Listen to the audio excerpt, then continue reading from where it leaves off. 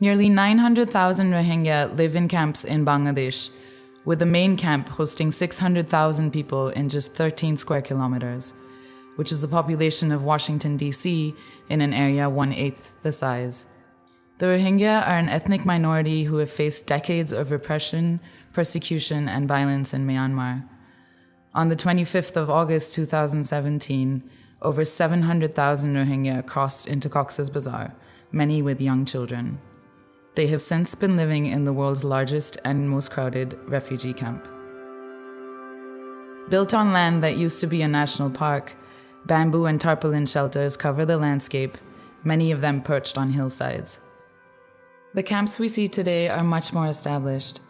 Out of $1 billion spent on the humanitarian operation, the World Food Programme alone spends 1/3, $300 million every year, with the monthly assistance package valued at over $13 an individual.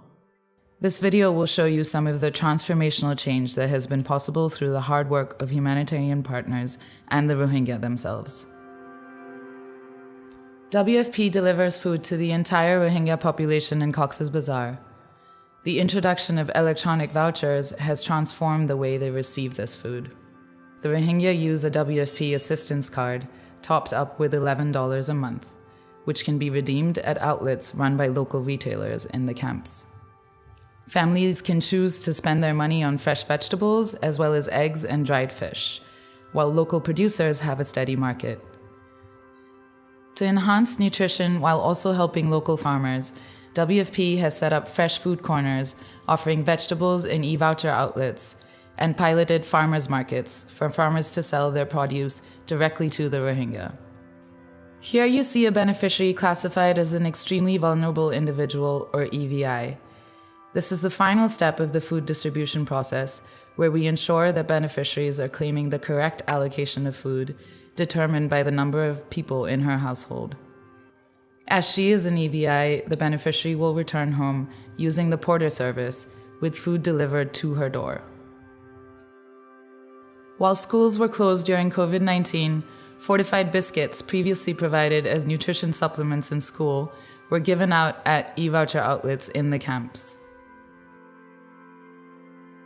This is an integrated nutrition center run by WFP and UNICEF for children and women struggling with moderate and severe malnutrition. 45 integrated nutrition centers serve 200,000 women and children every month. As part of the Self-Reliance Program in 2020, 27,000 Rohingya were engaged in income-generating activities, such as vegetable production, aquaculture, and tailoring. During the pandemic, 150 women produced 700,000 reusable face masks for the camps and host communities. A recycling pilot collected, cleaned, and recycled over 300,000 aluminium-based packets and bottles. As the world tries to find its way out of the COVID-19 crisis, the Rohingya continue to face an uncertain future.